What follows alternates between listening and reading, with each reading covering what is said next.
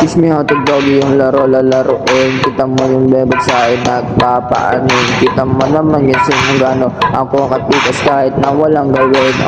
Ako pa din kaya yung bebot mo sa akin na sumama. Gusto niya daw kasi ako makama. Ayaw niya na kasi sa tulad mo na gumagamit ng marijuana. Kaya pare tigilan mo na yan para yung bebot mo sa'yo na humanga. Huwag kang mag-alala, ligtas ko siyang papauwi.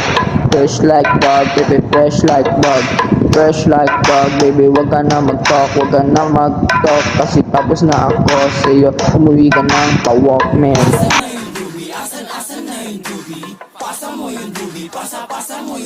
Tititeach mo yung doggy yung laro lalaruin. Yung dun sa gilid sa akin na nakatingin. Wag nang aningin, pag silop ay dumating. Tago mo na yan, kosa tsaka natin ismokin. Yung dubi tsaka SG sa may gedi para safe. Si baby naka-GD sa may QC daw yung place.